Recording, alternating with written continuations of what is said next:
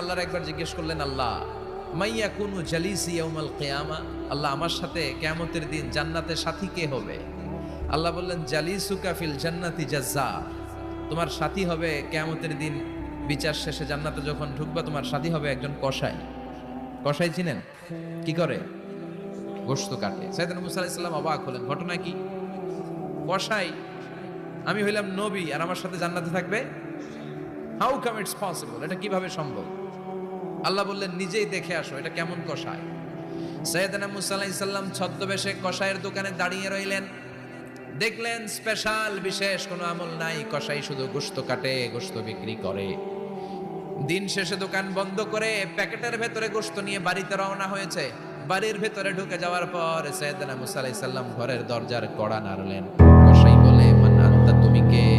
মুসা আলাইহিস সালাম বললেন, আনা মুসাফির, আমি মুসাফির, থাকার জায়গা নেই, আপনি যদি থাকার জায়গা দেন আপনার বাড়িতে থাকবো। কসাই বলে, আসেন।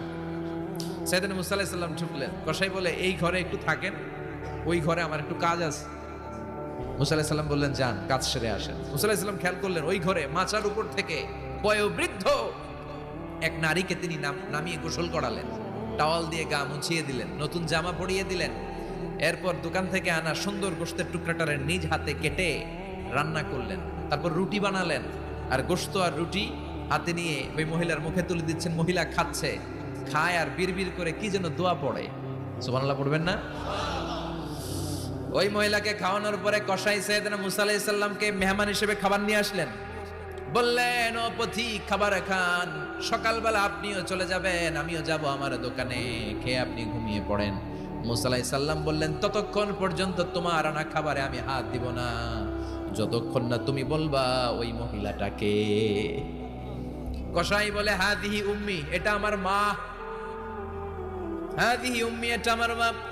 এই দুনিয়া এই মা ছাড়া আমার কেউ নাই, আমিও ছাড়া আমার মায়ের কেউ নাই। তাই প্রতিদিন দোকানের কাজ শেষ করে গোশত এনে রান্না করে আমার মারে আমি খাওয়াই। হাদিহি উম্মি, এটা আমার জনম দুঃখিনী মা।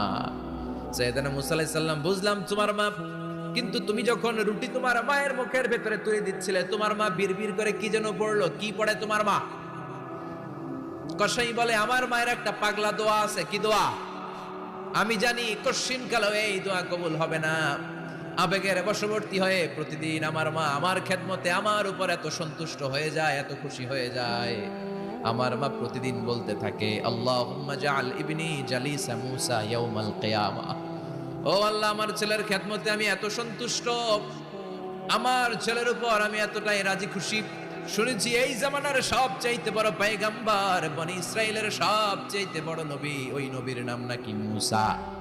ও আল্লাহ, আমি এত কিছু জানি না, এত কিছু বুঝি না, এত কিছু চাই না, তোমার দরবারে শুধু একটাই চাওয়া, একটাই ফরিয়াদ, তুমি আমার ছেলেরে কিয়ামতের দিন মুসার সাথে হাসর নসিব করে দিও। আমার ছেলে কসাই ছেলেটারে তুমি মুসার জান্নাতের সাথী বানিয়ে দিও। আল্লাহুম্মা জাআল ইবনি জালিসা মুসা ইয়াউমাল কিয়ামা। জালিস মানে ফ্রেন্ড, বন্ধু। আল্লাহ, জান্নাতে আমার ছেলেরে তুমি মুসার বন্ধু বানিয়ে দিও। মুসা আলাইহিস সালাম এবার বুঝতে পারলেন। তিনি বললেন, ঘটনা তো এই জায়গায় এতক্ষণে বুঝতে পেরেছি, কেন আমার সাথে মুফাসসির যাবে না, হাফেজে কোরআন যাবে না, শহীদরা যাবে না, ওলিরা যাবে না, নবীরা যাবে না, আমার সাথে জান্নাতে যাবে কসাই। এটা মায়ের দোয়া। কার দোয়া? মায়ের দোয়ার দরকার আছে না নাই? অনেক পাওয়ারফুল মায়ের দোয়াটা। বুলেট মারলে বুলেট মিস হয়, মায়ের দোয়া মিস হয়। ড্রোন হামলা করলে ড্রোন হামলা